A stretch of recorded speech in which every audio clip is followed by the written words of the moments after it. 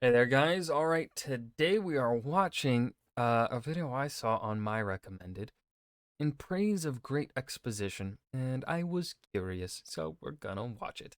This is by Thomas Flight, link below, and also in my description box are the links to the Discord, my Twitch, and the two other channels here I have here on YouTube, both of which are gaming. One is edited content, and the other is stream VODs. Go check them out. And so, exposition. Now, uh, what he means, I'm assuming what he means by exposition. Sometimes I feel like I have heard exposition used interchangeably with just dialogue, which is technically not what it is.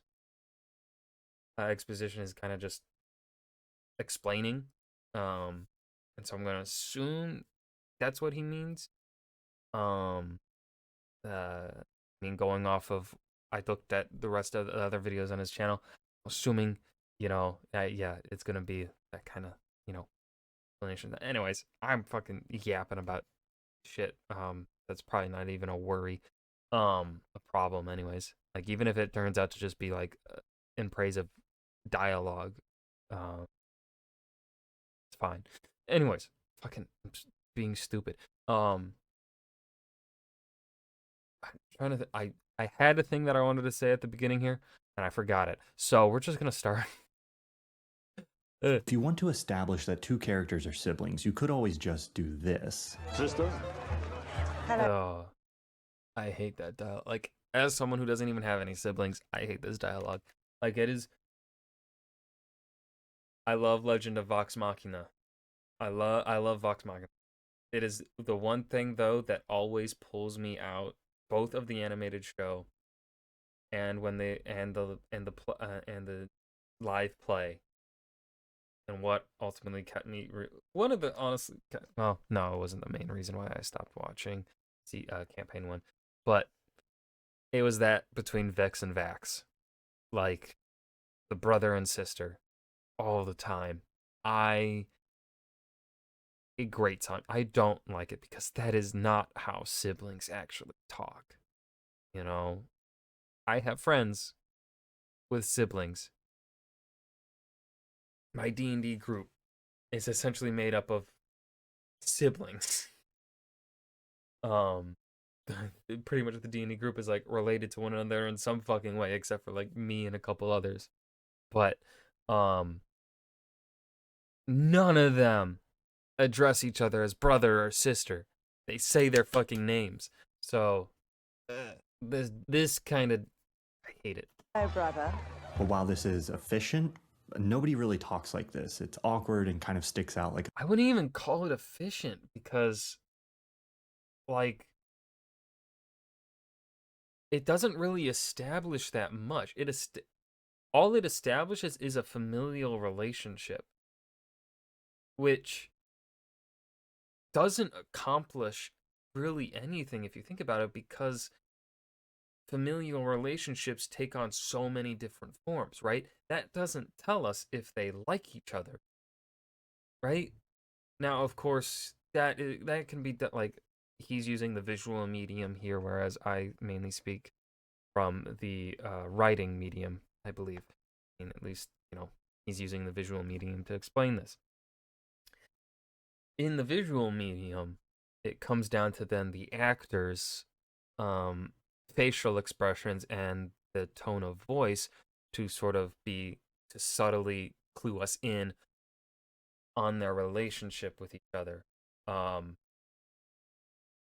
also in the visual medium, they have other means, especially period pieces have so many other ways to tell us, show us, that characters are related, right? If we are looking into a Victorian period, or really Victorian, medieval, whatever, fucking any period piece with a wealthy or noble family, they would have paintings. Okay? They would have paintings of the family on the walls. So we can see the actors there. And we can make the assumption, hey, that's a family. They are related. then they don't have to spend the dialogue time telling us, hey, brother, hey, sister. But if you're going to have that anyway, have it be like not the siblings saying it to each other, but the like a friend or a, let's say, the brother is the head of the family, and the sister is unmarried, right? So we're going like medieval, Victorian, political period piece sort of dealio here or whatever, right? A suitor walks up to the brother and he says, "Your sister, blah blah blah blah," right? That establishes way more in the same like span of time as just as the siblings approaching each other saying, "Hey brother, hey sister." Like like come on. Like that then establishes that exchange can establish character motivations for three different characters. We can establish the sister who doesn't even need to speak because we know, oh, she's unmarried. Perhaps she doesn't want to be married, depending upon how both the brother and the suitor talk about her being unmarried. Right? We can then get the brother's perspective on his sister, his feelings about her unmarriedness, or probably in general based upon how he speaks of her. And then we can also get insight into the suitor, by like, okay, does he seem actually interested in her, or is he just a suitor for the sake of trying to get into this family for monetary reasons or political reasons or whatever, right? That I will always be bothered by siblings calling each other, hey brother, hey sister. I hate that. Don't do that. A sore thumb. So you could spice it up. I'm Greg. I'm Marianne's Greg. Your nephew? I like the way Succession does it in the pilot. Hi, Kendall Roy. Yeah, hi. I was sent by Roman to burn some sage. Excuse me? It's auspicious. I'm a business alchemist. It's a gift from your brother. Will it set off the smoke alarm? Yes, that's great because it is an outside character, and what they did was he didn't lead the conversation or this interaction here with, "Hey, I gift from your brother" or whatever. No, he said the brother's name first, and then because the way it's shot, we're not really getting a clarification on like the reactions here of the audience, or well, the assumption from the audience on the relationship with that first line is essentially like, okay, they know that person. That person probably does stuff like this, kind of maybe. But then the next line of "gift from your brother" is said sort of offhandedly, casually, right? Like that's how it's done. Not usually. Not usually? Well, that hasn't. Hey. This is more playful and fun, and the way the character is introduced tells us not just who they are, but something about the kind of person they are. Yes. This video is sponsored by Nebula. Watch an extended version by clicking the link in the description below. Here's one of my favorite opening lines in any movie. As far back as I can remember, I always wanted to be a gangster. And it just so happens to be a piece of exposition. Some of the most iconic lines in movie history. I am your father. Also Okay, yes, he is using exposition the way I assumed he was going to. happen to be exposition.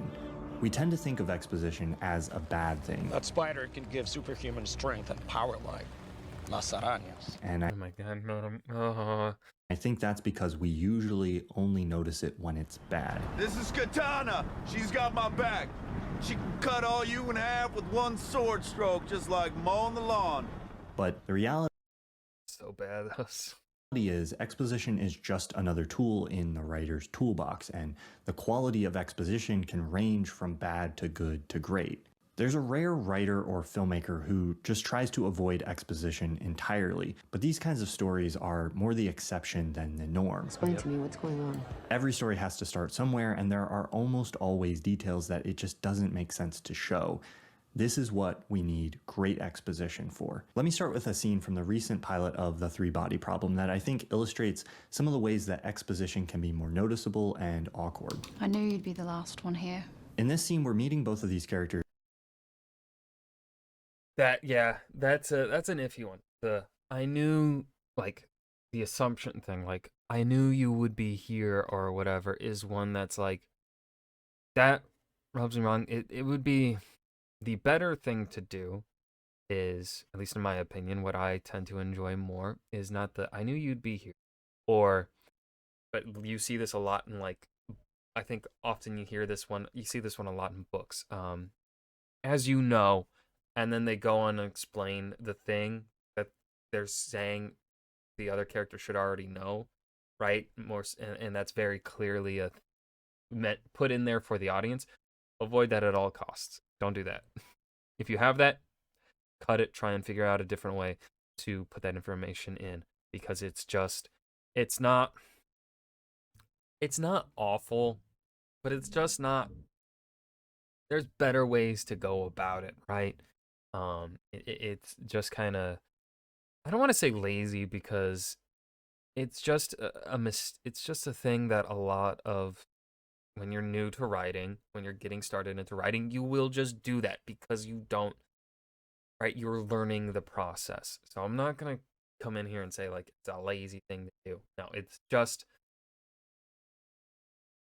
like, you maybe at the moment you couldn't think of, or maybe like in script writing there are a lot of time constraints in script writing, and so that's often why they probably end up having to do writing like this, because they are just so time constrained that they can't really think. They don't have the pre-production time to really think of other ways to shoot this scene and have that dialogue express what they want to express, right? And so, like, I'm very lenient in that regard. But let's say like a novel, you tend to have, right, most people have as much time as they want when it comes to writing a novel. Now of course, once you start getting published, you will likely have, deadlines to meet by your publishers, and unless you're like, George R. R. Martin, or Brandon Sanderson or whatever. Well, Brandon Sanderson, I don't think ever misses his deadline. But like, if you're like George R. R. Martin, you're super famous, you're a super mega bestseller, you can ignore the deadlines. Most people, I don't think, can. Otherwise, the publisher might drop you, or you might run into contractual obligation issues. But like, anyways, you tend to have a lot of time to look through and kind of fix that stuff. The alternative to this kind of thing is, I would say, like, obviously I've never watched through Body Pump, so I don't know the characters, but like, instead of saying, I knew you'd be here this late, I knew you'd be the last one here or whatever, simple, like, everyone's gone. Go see your family or whatever.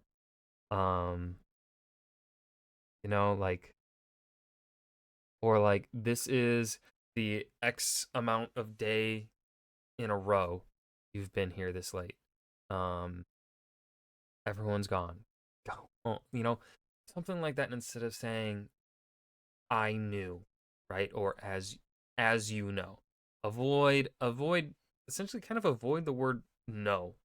Or, well, I know, right? Avoid that is the advice I'm going to give with for the first time, and we learn their working relationship because we're told that. Here till the lights go out, boss. We find out that this character is dedicated to his work because he basically says that. I keep thinking if I just stare at this. I will push back on the here to the lights go out, boss. I like that line again, but the setup from her for that line, I think, is poor. Screen long enough, something will come to me. And we find out that something has broken the paradigm of accepted physics theory because he tells us. According to the experiments, all of our theories are wrong. All of them. All of the physics of the past 60 years is wrong. Or should I say, he's telling his boss. But the question here is why? Yeah, that should probably be something that she would already be like aware of. So again, yeah, this was one of those things where the reframing needs to be done different. Him saying everything's wrong, our theories are wrong, I don't think is a bad thing necessarily. It's just the way in which it is framed in the context of the scene as a whole, in which it comes across as weak exposition. Why. Within the context of the story, it seems like she should obviously know this already. I think a scene like this feels pretty lifeless to me because it doesn't make sense that these characters would be telling each other these things. There are no dramatic stakes set up before they start talking. We haven't seen these two characters before. She just walks in and they start dumping exposition on each other. Now compare that to this scene from Blade Runner 2049, which also dumps a bunch of exposition about the world on us. Mr. Morton, if taking you in is an option,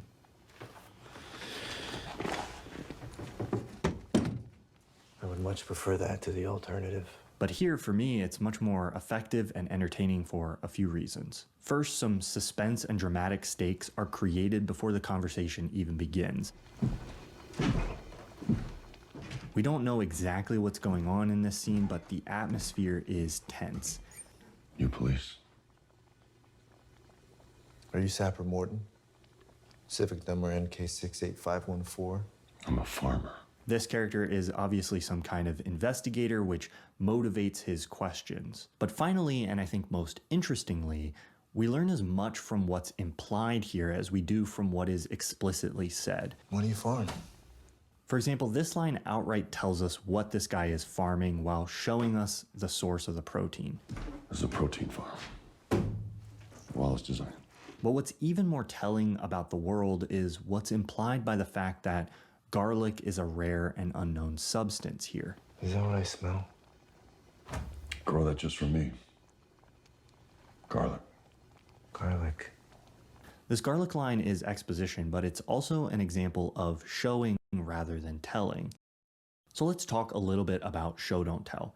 This is common advice that's given to writers, usually against overly relying on exposition. And it can be great advice. For example, if you want to establish that one character is happily married, you could construct this whole scene where he tells that to another character. But it's so much more efficient and more interesting to just show this. Yeah. Or going back to Blade Runner, you could have one character tell another that water is a rare commodity in this world, or you could just show this. And I think if you can easily show something instead of having a character say it, it's generally good storytelling to do so. But I think show don't tell is also often misunderstood. Let me show you what I mean with an example from the pilot of Breaking Bad. Here, Walter Jr. is complaining at breakfast for not having hot water for a shower. There was no hot water.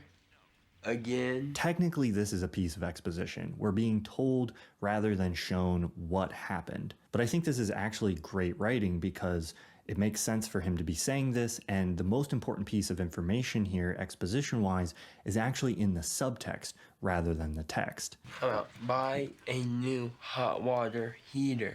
How's that idea?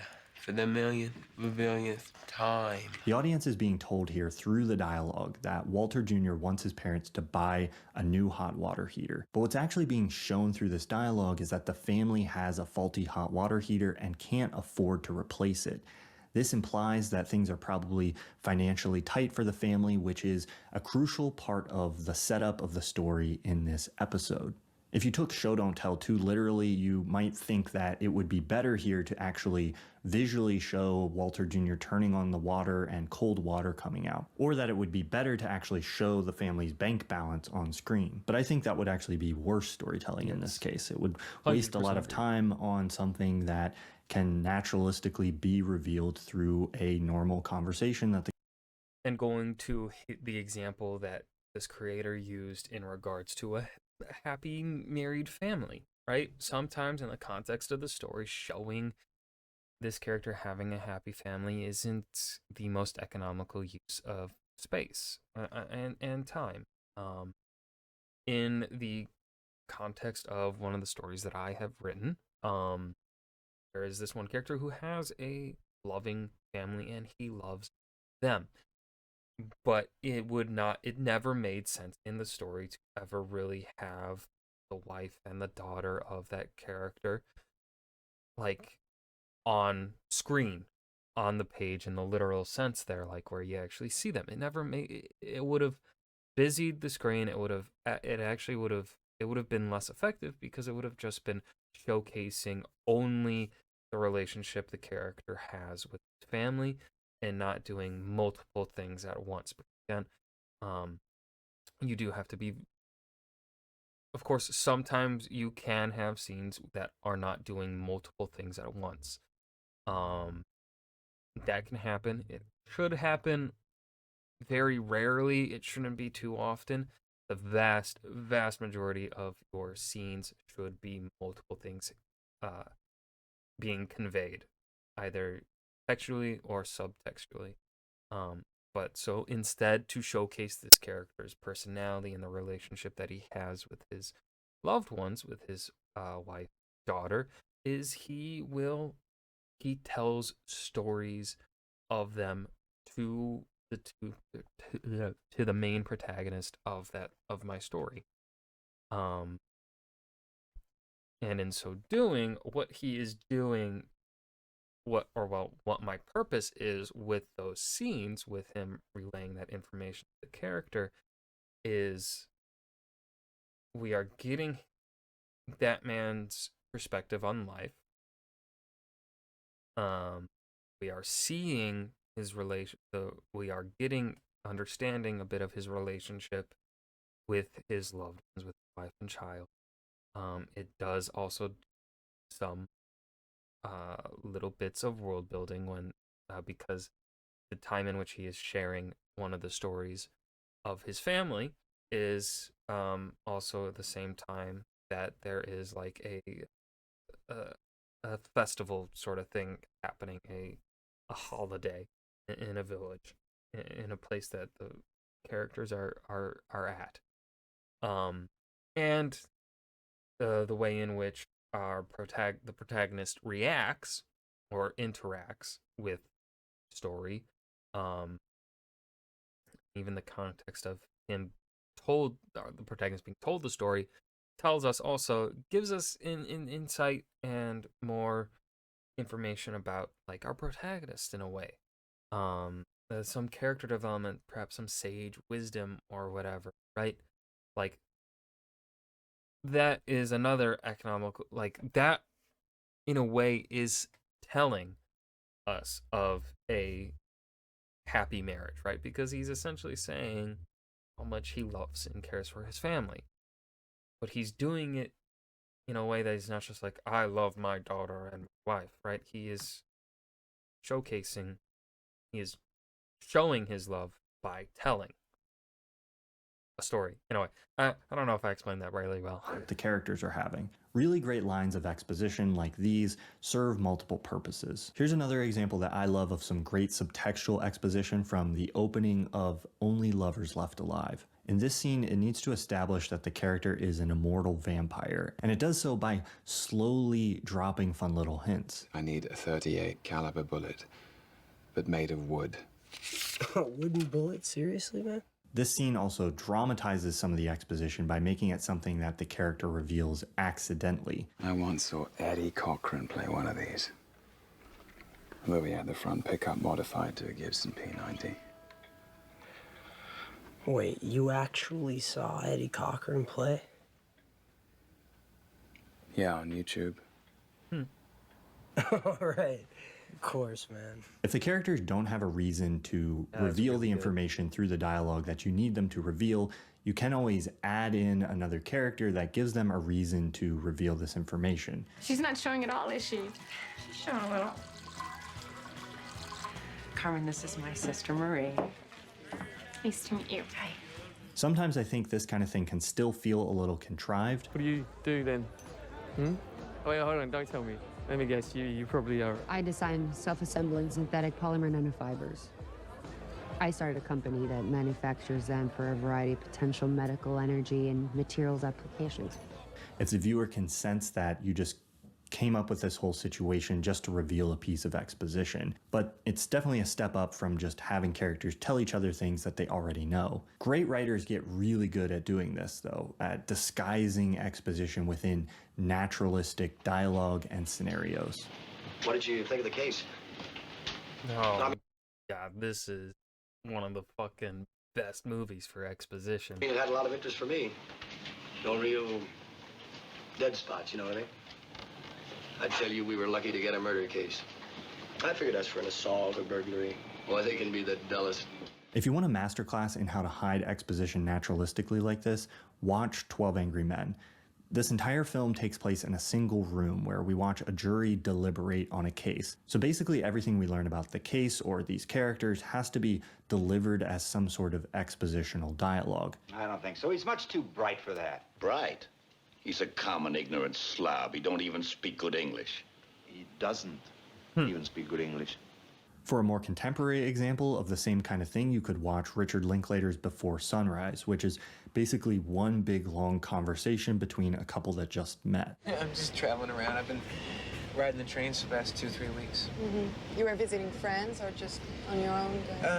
So again, everything we learn about their past or their lives has to be revealed through dialogue. Both of these movies work really well because the information is only revealed when it makes sense within the natural flow of the conversation. Where were we looking? Hold on a second. Did the old man say he ran to the door?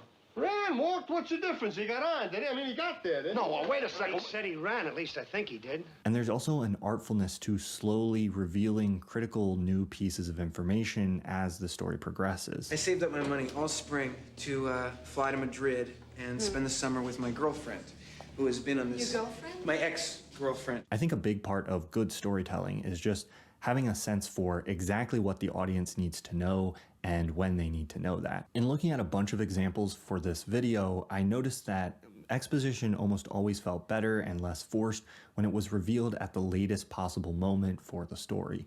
Okay, but what if you have a bunch of... Of course, right, that in itself is, of course, hard to know exactly when to reveal, like knowing when to reveal information is exceptionally difficult to really know.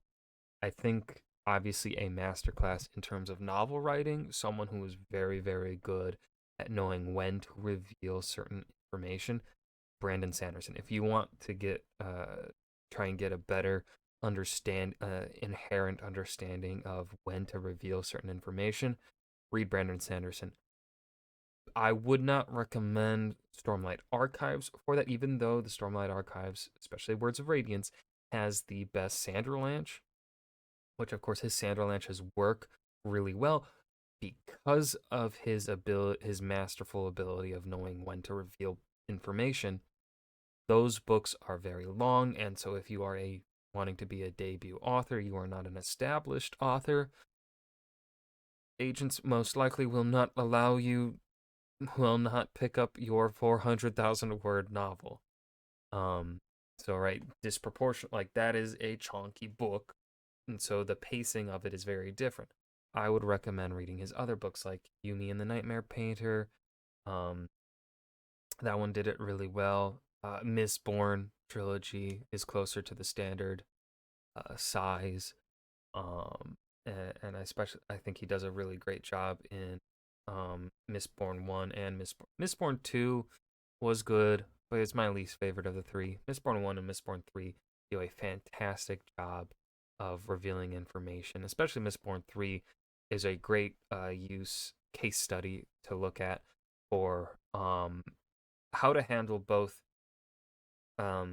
stuff you have kept a mystery the entire series, and then stuff that you have kept a mystery in this book that build off of previously established stuff. So like study Mistborn 1 for learning when to reveal like information in like a standalone book. Study Mistborn 3 to get a good understanding of how to really pace the reveal of information for a trilogy, a series. Dense exposition to get through. It's easy to imply or for the audience to infer information when the world of the story is a lot like our own. But in something like a science fiction story, there are often a lot more details that need to be filled in for the story to make sense, and you have to get creative. Who are you? That's the first question? First name will do. Severance is a recent example of a show that I think did a really good job of dealing with having a lot of exposition. And it does this by dramatizing the reveal of the information itself. Do you think we grew a full human, gave you consciousness? I don't know. Did your nails? I don't know. I don't know you. No, you're not livestock. Good Lord.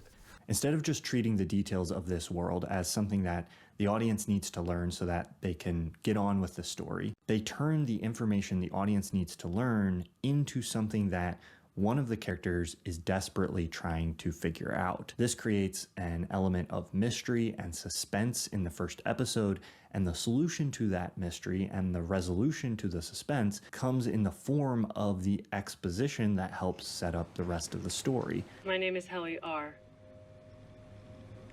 I'm making this video roughly 2 hours before it will be shown to me. This works really well because it gives the delivery of the exposition towards the later half of the episode some actual dramatic stakes and helps us understand the actual impact this information has on the character. Exposition, I think, is always going to be more interesting to the audience when we understand why this information is important to the characters. This is also an example of using in-world media as an expositional device. Sometimes this kind of thing can feel really heavy-handed, but it doesn't have to. Can you turn the TV to a news channel? The opening of Arrival does this in a pretty interesting way. I think another for visual medium, I think the just because I haven't read the book, the Martian movie, I think that movie has some great exposition. I mean, it's mainly like exposition because it has to, like, it can't really show the audience too much because the general audience isn't going to grasp the things being shown because it's very sci-fi. It is scientific, and so it needs the scientists to explain to the audience what is happening. And I think the way in which they handle that is just masterful. I love The Martian. How many times have we seen the news broadcast introduction that's telling us aliens are visiting Earth? Arrival uses this method, but makes it a little more interesting by placing the... I think, what was it? Was it Last of Us Last of Us, the TV show, was it in the first episode where they had the news broadcast, or they were theorizing the what would become the zombie, like, plague or whatever? That one was good. Last of Us Season 1 was so fucking good. I'm worried about Season 2 just because I really do not like the story of Last of Us 2. I thought it was bad, at least the way it was showcased. Maybe if they reframe it, maybe I'll be happier with that story that was told, but the way it's framed in the video game, it's just garbage. The news broadcasts at the periphery of our attention. The focus remains on the main character and her emotional experience while she's learning this information along the way. Yes. The emotional response of our protagonist is the most important thing when it comes to giving us exposition, because that then grounds us into what we are supposed to care about, right? If you just give us really, more often than not, right, if you just give us the news, we aren't really going to connect with it because we don't know really what we're supposed to, like, actually care about, or like why we care about this. But giving it to us through the perspective of our very obvious protagonist, and their emotional response to it, we can put those pieces together.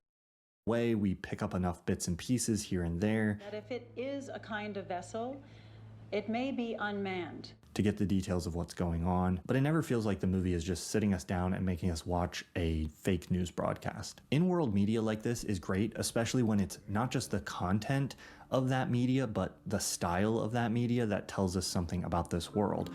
Element Software is proud to introduce the first artificially intelligent operating system. Waystar Royco is a family that spans 4 continents, 50 countries. This video and the pilot of Succession explicitly helps fill in some of the details we need for the story, but the upbeat corporate styling and the fact that this is part of a theme park training program almost says more about the kind of company that Waystar Royco is than what's actually said in the video. If your exposition is really necessary, but you're worried it might be a little boring, you can make it more exciting by hooking the audience with the most dramatic part of the story first. For example, they could have started Breaking Bad by establishing that Walter White is a middle-aged, financially struggling family man and high school chemistry teacher, but why would we really care? All that information is more interesting to learn and has a slightly humorous, ironic quality when we get to see this first. My name is Walter Hartwell White. I live at 308 Negra Arroyo Lane, Albuquerque, New Mexico. Breaking Bad employs this irony by using a very dramatic opening and then switching to setting up a very mundane character. The Sopranos does the opposite by using a very mundane setting to introduce a dramatic criminal character. Having a mob boss visit a therapist for the first time creates a pretext for Tony to introduce his life to the audience. The situation came up. It involves my uncle. And that is like juxtaposition, I think is the best word for it, right? If you are giving us a character that is going to go off the fucking rails, but to get off the rails, we have to establish normalcy first, right? Then, right, like the beginning of their story, if their beginning of their story is not crazy, well, that could be boring. Or whatever. I don't know how to word this, so I'm going to give up on trying to word it. I can't go into details on this one. That's fine. But it also dramatizes the exposition he delivers here and creates a layer of dramatic irony because he can't reveal too much to Dr. Melfi. So you had coffee. Right. So you can do as little exposition as late as possible. You can try to disguise it. You can try to make it more dramatic and interesting. Sometimes the riskiest but most entertaining option is to just embrace it. This chick, Marla Singer, did not have testicular cancer. She was a liar. This is the approach used at the beginning of Goodfellas. Wise guys would pull up and Tootie would toss me their keys and let me park their Cadillacs. It's kind of what I personally just call storyteller mode. Rolling over the sands, you can see spice in the air. Voiceover tends to get a bad rap, but voiceover can be great, especially when the way the voiceover is performed tells us as much or more than what exactly is being said. In the opening of Goodfellas, we're filled in on the details of the workings of the mob and how someone gets involved in that world. But it's the way Henry Hill tells this story. To me, being a gangster was better than being president of the United States. With such a sense of reverence and adoration that tells us a lot about who he is as a character, why he was drawn into this world, and the allure that it held for him. Other great examples of the storyteller mode are movies like Fight Club, Her lie reflected my lie, or The Grand Budapest Hotel. He was crying. You see, I never speak of Agatha because even at the thought of her name, I'm unable to control my emotions.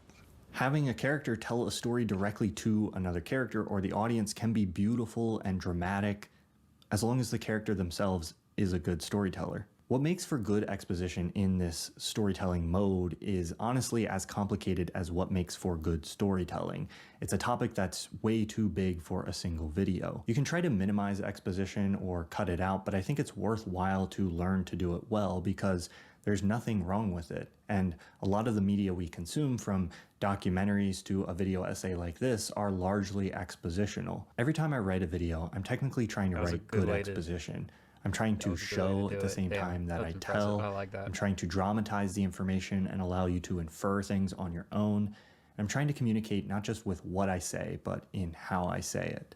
One of the things in making these videos on YouTube that sometimes forces me to tell rather than show is the fact that if I show you too much, I might get a copyright claim. And that's something I fortunately don't have to worry about when I upload a video to Nebula. If you want to see... Now is in praise of great exposition. This video was fantastic. I want to watch more videos from this creator. This was great. His way of explanation was just his use of, you know, examples and stuff, and how, like, explained them. So good. So good. He had plenty of examples, a diverse set of examples, most importantly. Yeah, I've really got nothing else to say here at the end of this video. I hope you guys enjoyed this as well. Remember to hit that like button and subscribe for more, and I will see you guys in the next video. Peace.